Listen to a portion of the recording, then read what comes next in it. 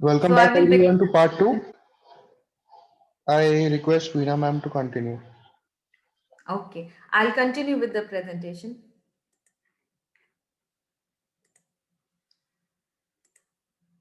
I was mentioning about personal growth, and the last point that we were to see here was simple impulse gratification many a times puts us on exposure to greater health risk behavior. For example, uh, driving at a great speed. For example, not maintaining social distancing. Also, alcohol abuse. Also,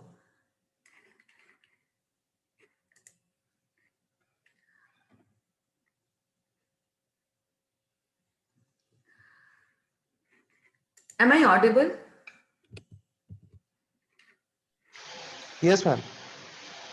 Okay. I thought I'm not audible, so I paused in between. I'm sorry for the pause. Okay. Going ahead, I was mentioning the impulse gratification.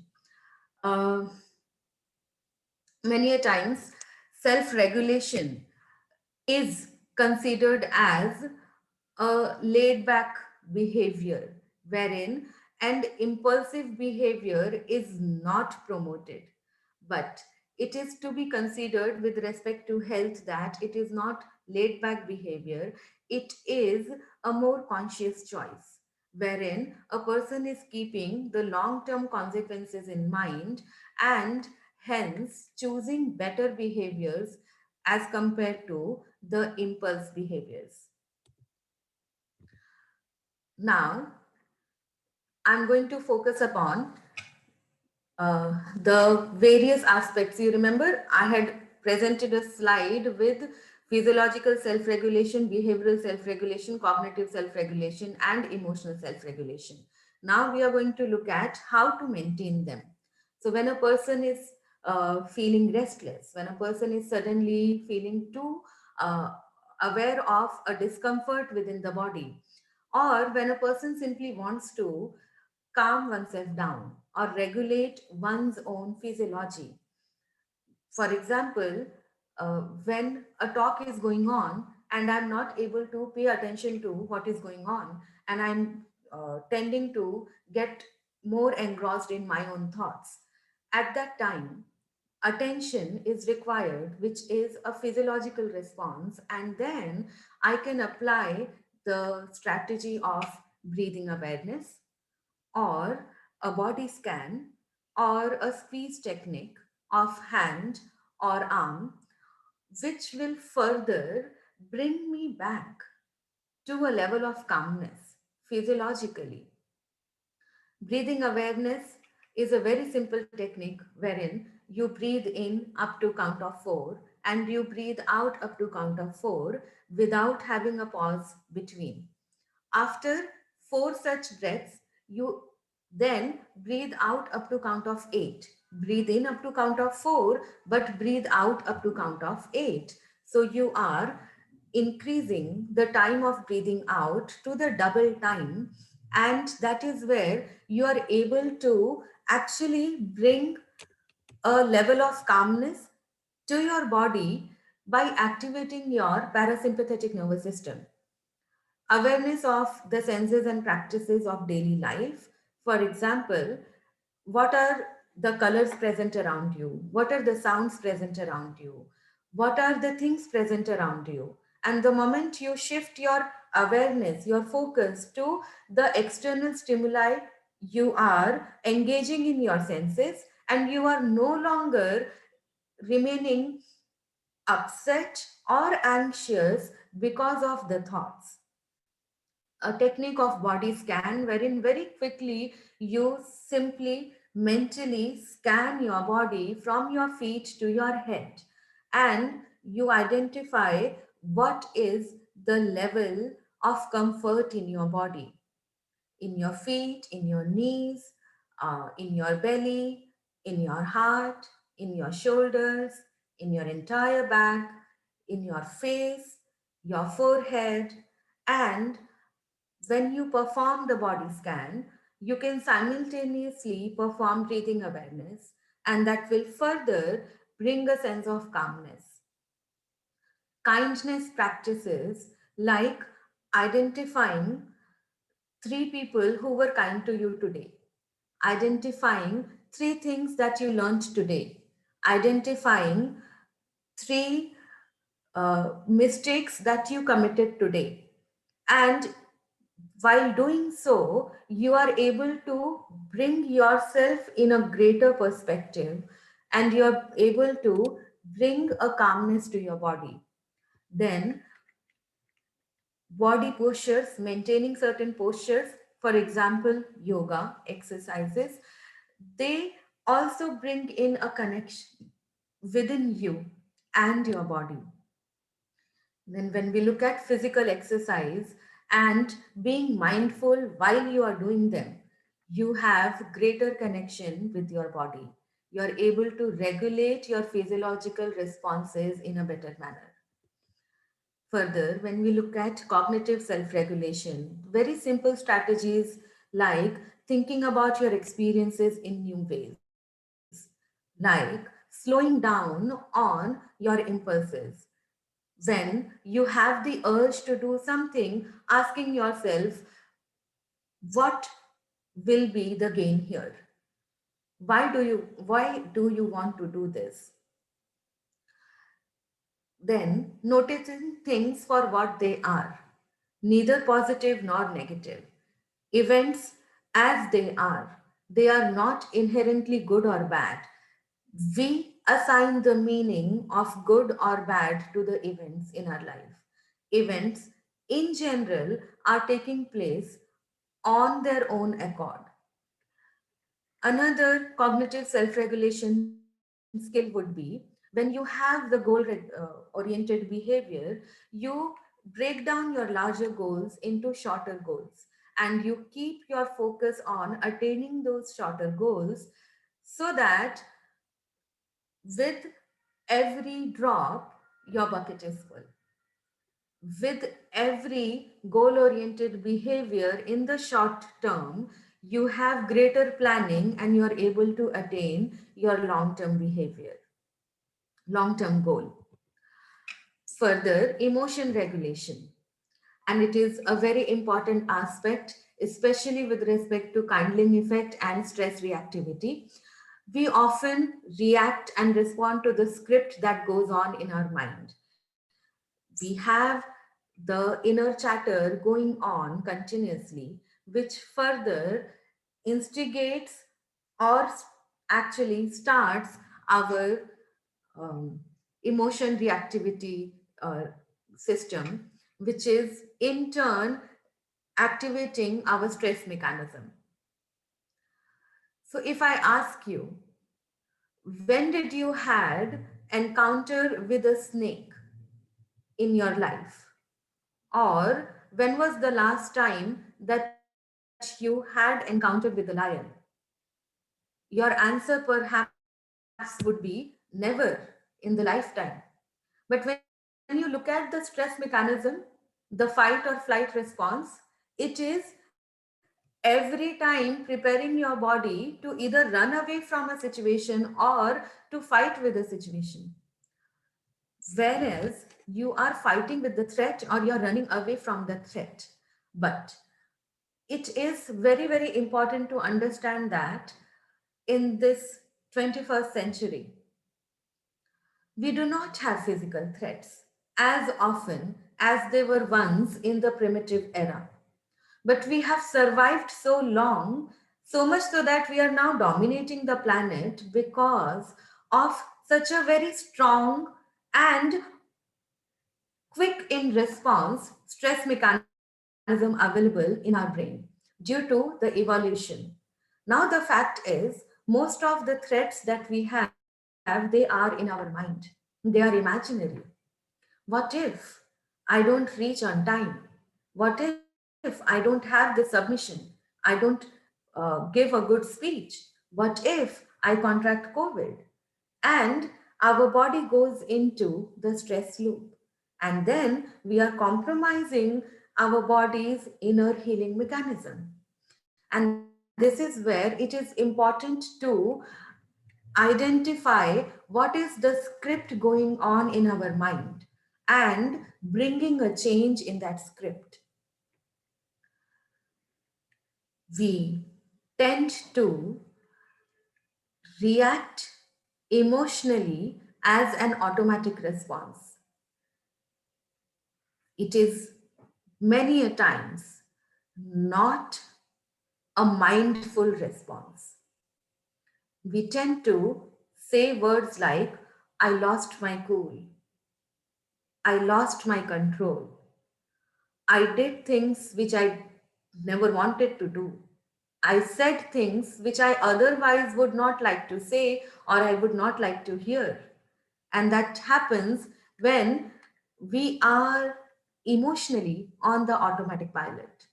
So, how wonderful it would be if we train that automatic pilot by choosing a better response emotionally, a better expression emotionally, by telling self to engage in a constructive expression as compared to a destructive expression. This is where we realize that 80 to 90% of our thinking is repetitive, which is in turn activating a certain emotion reactivity within us.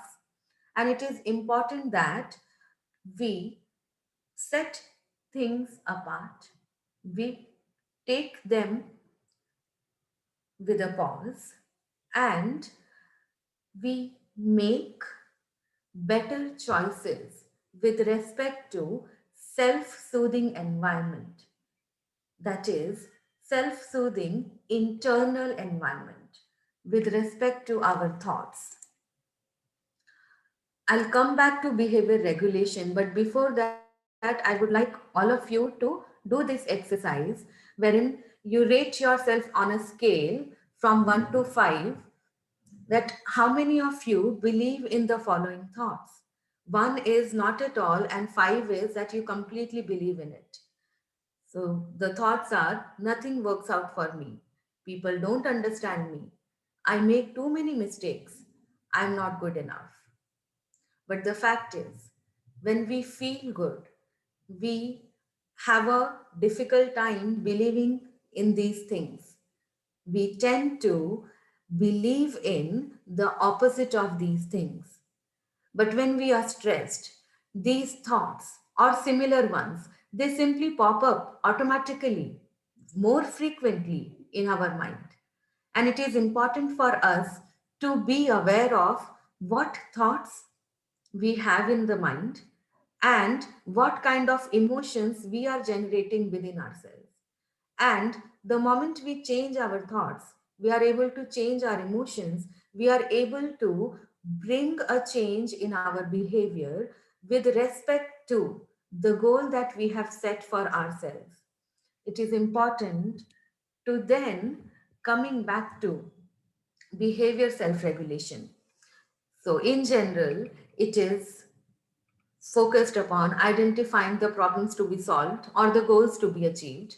Focus on activities that will result into reaching your goals. Then also developing strategies for frustration control, wherein frustration is when you are unable to attain a goal that you have set for yourself. So, for example, you wanted to wake up at 7 a.m., but such a beautiful morning, cold winter mornings, and you had put your alarm for 7 a.m., but you kept on sleeping till 7:30. Now, when you wake up at 7:30 with an anger on your own self and you say, how could I sleep for so long? I will be so late and I'll be then running late for so many tasks.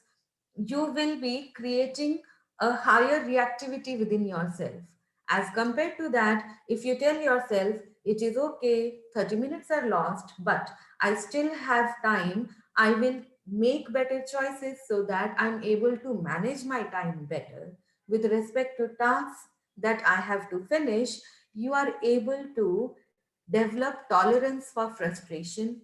You are able to develop better strategies for dealing with frustrations of everyday life.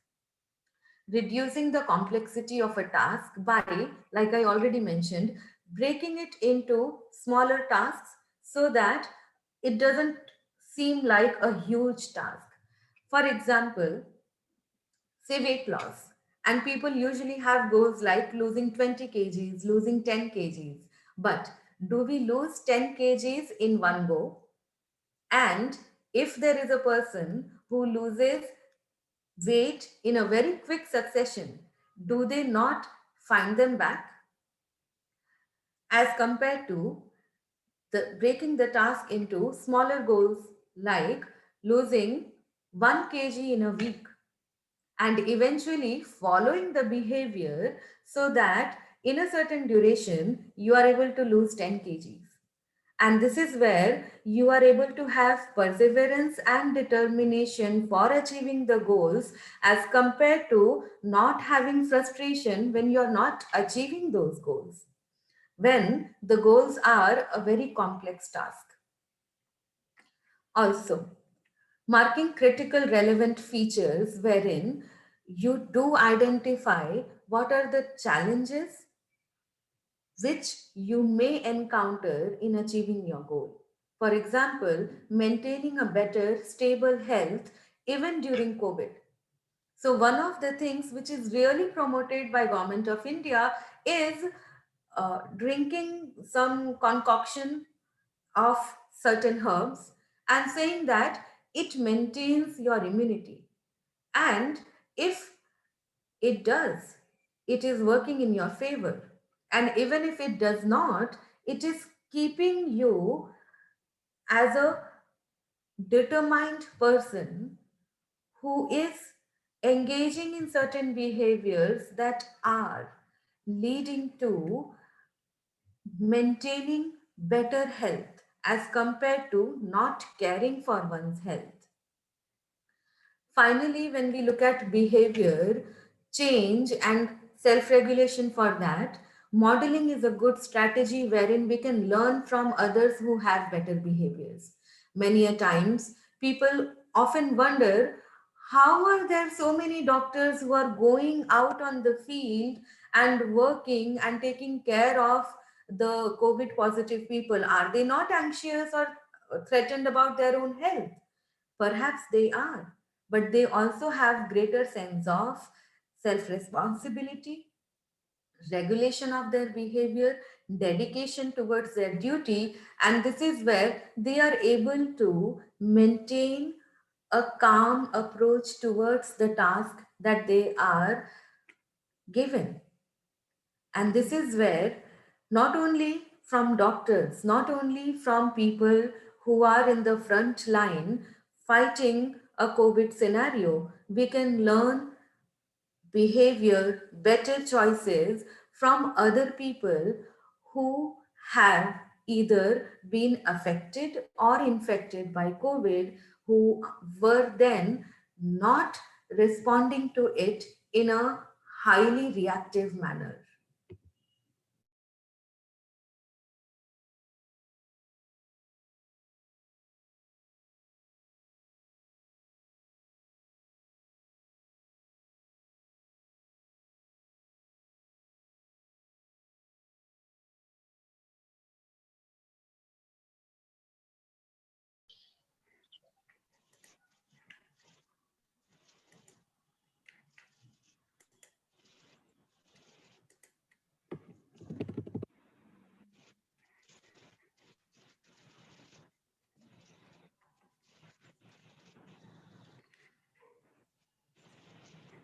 Okay, I was mentioning about modeling. Exercise we have already seen. So, in summary, from today's talk, I would mention that self awareness, self management, self awareness, and also social awareness in terms of identifying emotions, impulse control behavior, and taking perspective, uh, wherein you are viewing events as events and not giving them undue meaning. Also, having better communications in the relationships wherein you are expressing your emotions verbally. You are not reactive, you are expressive. and also making decisions for problem solving. You are able to maintain a more self regulated behavior. With this, I would like to thank you all for your patient hearing. If you have any questions, please ask.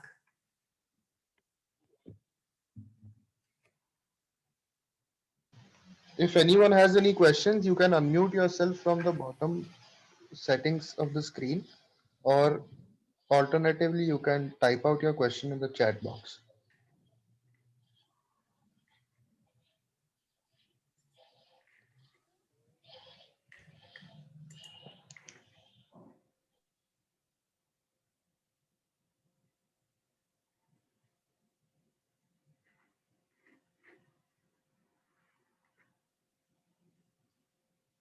I then assume that all of you understood everything.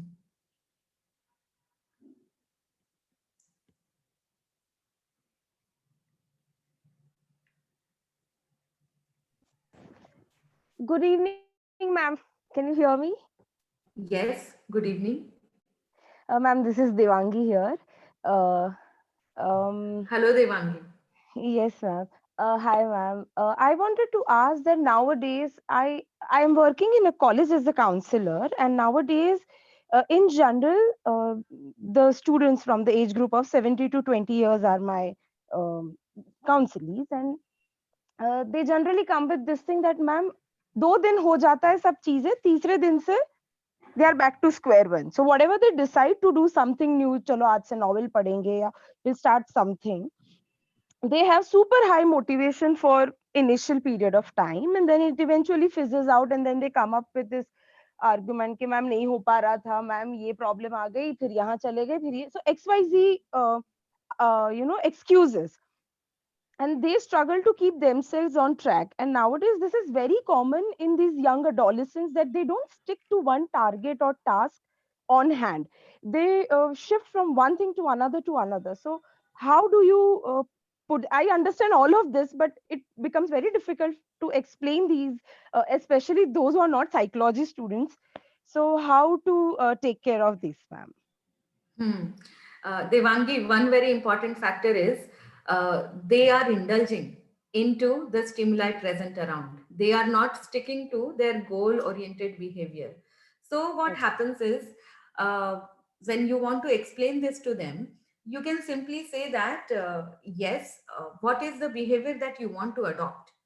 Then you keep a check on an everyday basis. You bring your focus more to your successful behavior as compared to unsuccessful behavior. So many a times what happens is people will come and say कि हाँ हमको ये करना था पर हम कर नहीं पाए, हमने ये भी नहीं किया, ये भी नहीं किया, ये भी नहीं किया, हम ये भी नहीं कर पा रहे हैं. But then the question is आपने जो करना चाहते थे उसमें से कितना किया? जो नहीं किया, you you shift your focus from the failures to the successes. So then Okay. when you have greater focus on successful behavior, you will be able to maintain more successful behavior. It is contributing to our priming effect. If I'm Mm, oriented towards what is the failure that I have, I will keep repeating the behaviors which have failure in them, which are not goal oriented. mhm. Okay. Okay. So, one Yeah. of the strategies is asking them, okay, you keep that aside, all the issues that you're facing, you tell me how many tasks you have completed. And then every time you reward yourself, every time you give a positive reinforcement to yourself when you complete a task, that will bring you more towards completing your tasks. Yes, ma'am. Yes, ma'am. This is very true, and I try this at my best. But again, this is also a major problem under one umbrella, that everybody is bombarded with over information and over indulgence tools and God knows other ways, and hence, uh, in general, this whole generation is somewhere struggling with focusing on things that are actually meaningful for them, rather than things that don't hold much value apart from that period of time. That is what I come across in my practice now and again. That is very true, Devangi. But at the same time, like you rightfully mentioned, that this generation is struggling. This Yes, ma'am. generation is struggling because they do not know meaning of patience, Yes. and they are not doing anything to cultivate patience. So Yes, yes, teaching them ma'am. skills, very simple skills of say breath watching, Hmm. Hmm, hmm, becoming hmm. aware of your breathing, or performing a body scan, eventually they will develop patience with the activities that they are to do, and that will bring them more on the track of task completion as compared to avoiding a task. Okay. Thank you, ma'am. It's always a delight to hear you. Thank you so much. Any other questions?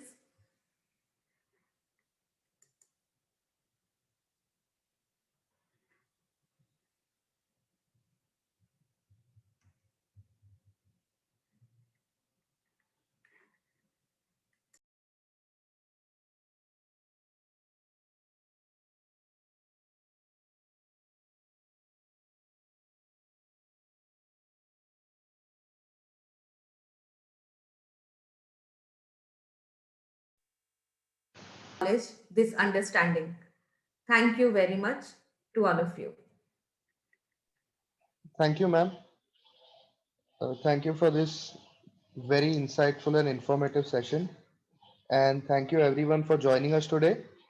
If any of you missed any parts of this session, I will provide the links for the recording in the next mail. Thank you once again. Have a nice day. Goodbye.